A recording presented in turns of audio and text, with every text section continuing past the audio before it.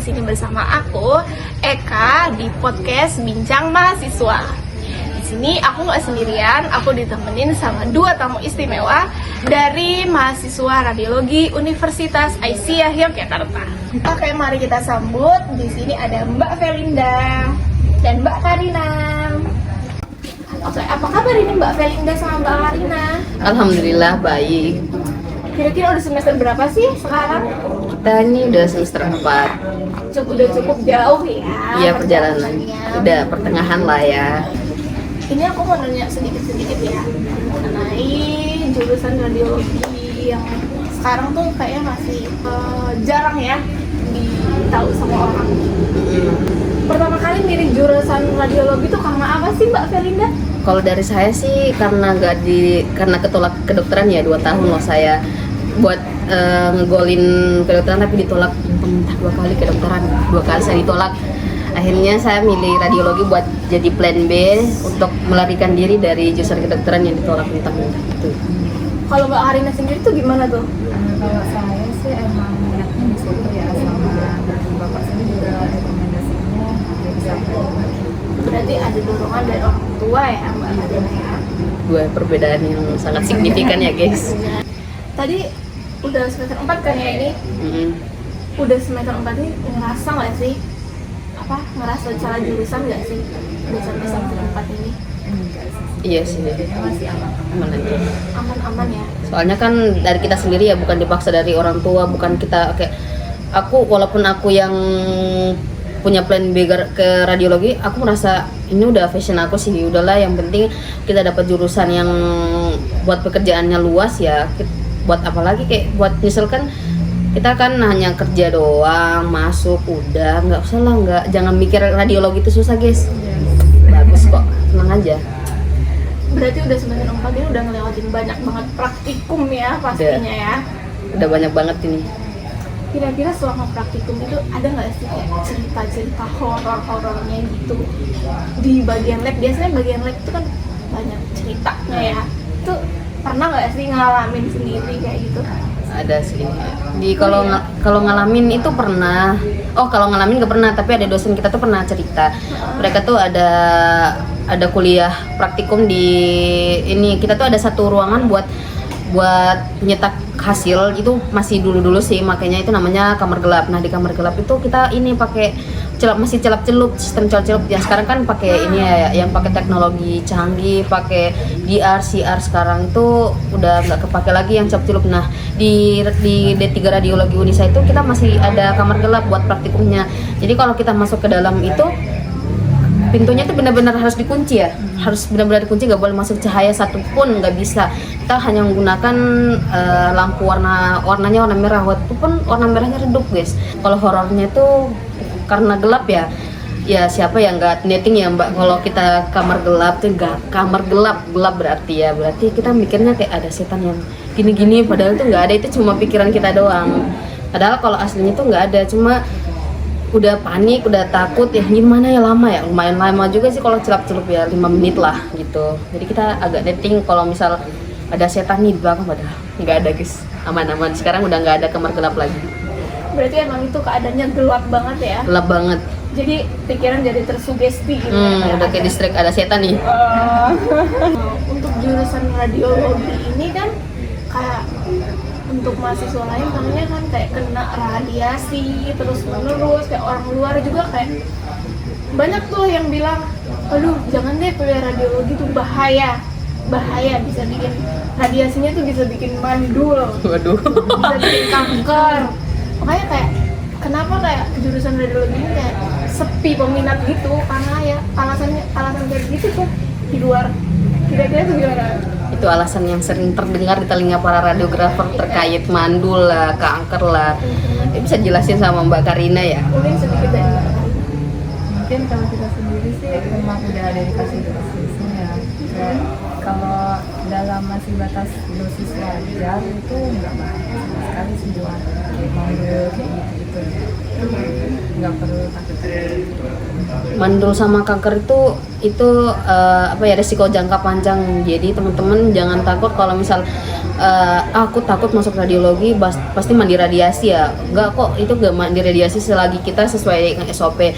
Untuk radiografer itu kita ada batas dosis, jadi kita ada 20 ml bakal diperiksa sama PPR buat nentuin kita nih udah batas dosis nggak, udah ambang batas dosis nggak ini di radiasi dalam diri kita. Jadi kalau misal terkait mandul kanker itu benar, tapi itu jangka panjang teman-teman. Jadi kita nggak perlu khawatir kalau kita bakal kanker lah, mandul lah, itu sesuai SOP aja. Kalau misal kita udah sesuai SOP, insya Allah itu nggak akan ada penyakit yang jangka panjang setelah terkena radiasi.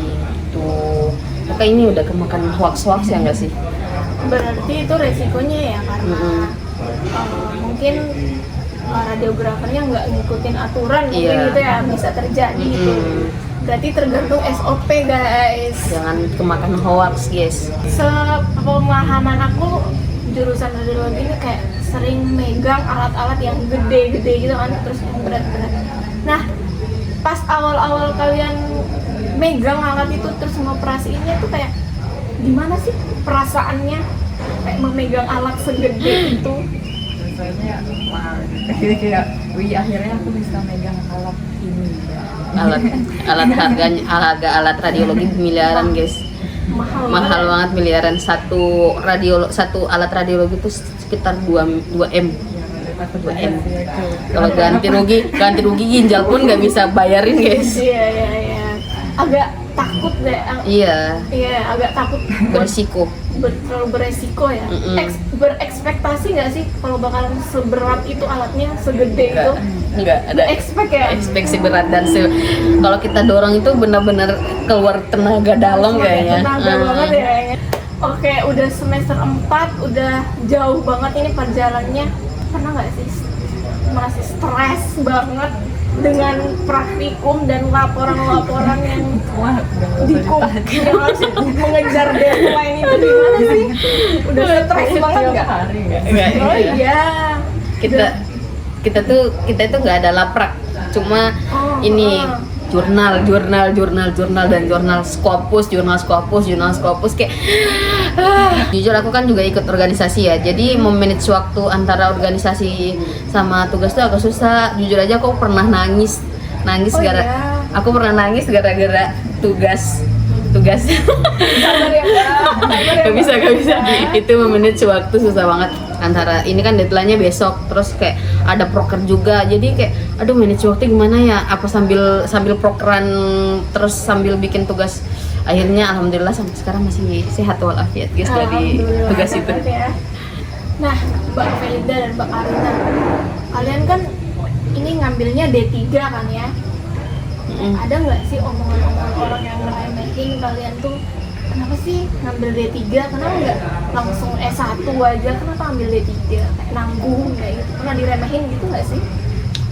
Kalau pengalamanku tuh bukan diremehin, tapi kedengaran dari pengalaman orang lain tuh, kalau kita misalnya PKL tuh biasa D3 tuh selalu dipojokin, bukan karena apa ya, karena kan standar kita tuh cuma konvensional, yang gak megang CT, gak pegang MRI, gak radioterapi, gak apa-apa ya. Jadi standar kita tuh masih sedikit di antara jurusan-jurusan D4, soalnya di Indonesia tuh cuma ada 4 guys univnya yang ada D4, sedangkan kita nih susah nyarinya buat mau masuk D4 ini, ada kriteria inilah, kriteria itulah. Jadi kita lebih baik memilih D3 aja dulu, siapa tahu kedepannya kita bisa dapat kerja yang lebih mapan ya. Kita juga bakal D3 juga masih bisa kok diterima di rumah sakit, tenang aja guys, kita di D3 masih bisa diterima. Dibutuhin nggak sih malah? Iya, kita D3-nya masih bisa dibutuhin. Kalau jurusan lain kan D3 tuh udah paling banyak dihapus, sedangkan di radiologi itu masih sangat amat diterima di rumah sakit manapun. Nah, terus terkait isu selanjutnya, kayak banyak yang bilang kan jurusan radiologi paling cuma foto-foto doang. Ngapain sih kerjanya? Paling cuma foto-foto doang. Itu gimana sih tanggapan? Mulai dari Mbak Karina deh, tanggapannya gimana Mbak? Nggak segampang itu juga sih ya, karena kita perlu mempelajari teknik-tekniknya juga. Tekniknya itu juga tidak gampang. Malah ini ya, makulnya ada yang mempelajarin anatominya dalam banget ya. Betul. Gimana kalau tanggapan Mbak Felida? Orang yang ngomong kayak gitu di hadapan saya kenapa mereka bilang cuma foto-foto doang? Hey, kita itu foto-foto nggak cuma foto set, enggak, kita sambil mandi radiasi guys, bukan mandi radiasi, tapi kita ada kemungkinan besar kena radiasi walaupun nggak sebanyak itu. Tapi buat jangka panjang yang seperti saya bilang tadi, jangka panjangnya itu bisa jadi mandul kah, kanker kah. Jadi orang-orang yang ngeremehin kita cuma foto-foto doang, kita cuma nggak foto alam, kita foto manusia guys, kita foto tubuh manusia. Kalau kita salah proyeksi, kita salah foto organnya orang, itu bakal fatal banget. Itu jangan bilang cuma foto-foto doang, kita juga ada resikonya guys. Jadi gak boleh ngeremehin jurusan orang lain. Nah, terakhir nih Mbak, kira-kira selama kuliah nih butuh nggak sih sebenarnya support system tuh? Silakan ketemu Mbak Karina dulu deh. Wah, gimana Mbak Itu Karina? nggak butuh ya, soalnya saya jomblo. Jomblo guys. Jomblo guys.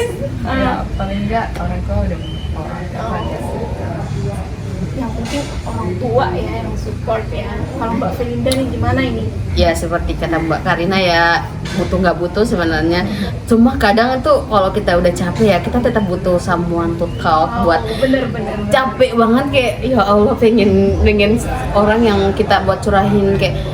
Tapi jujur aja aku nggak terlalu butuh sih, soalnya jomblo kayak banyak. Jomblo guys. Terus kalau support yang paling utama itu yaitu orang tua. Kalau orang tua udah dukung, udah bagus banget sih support sistemnya. Jadi support sistem uang, tenaga, terus dia kan support sistem uang paling utama guys kalau di perkuliahan. Nah kalau Mbak Ika nih gimana nih kalau support system, masalah support systemnya bukan kita juga ya, manusia juga semua butuh support system guys. Nah kalau Mbak Ika gimana nih? Aku sih butuh banget ya selain dari orang tua ya. Kalau dari orang tua ya udah wajib ya mensupport anak. Kayak selain butuh support system ya kayak tadi Mbak Brenda bilang, aku juga itu butuh banget sama someone to talk. Karena ya menurut aku tuh setiap hari yang aku jalanin tuh kayak terasa berat kalau nggak aku bagiin ke orang lain gitu. Dalam banget guys. Jadi aku butuh banget yang namanya someone to talk, dan itu tadi support system buat menyemangati hari-hariku. Semangat ya. Jadi intinya kita tetap butuh someone to talk buat curahin perasaan kita satu hari itu yang pasti berat banget ya, apalagi perkuliahan dari pagi sampai sore. Jadi Allah butuh someone to talk, tapi nggak mau gitu lah, antara mau dan nggak mau, tapi gitulah. Ya sudah lah ya. Kita aja sendiri ya. Iya. Oke guys, nggak kerasa kita udah cukup lama ya berbincang-bincang seputar jurusan radiologi ini. Terima kasih saya ucapkan buat Mbak Felinda sama Mbak Karina yang udah mau meluangkan waktu untuk ya membahas kupas tuntas mengenai jurusan radiologi ini. Mungkin itu dulu, sampai jumpa di podcast berikutnya bersama mahasiswa-mahasiswa keren selanjutnya. Bye.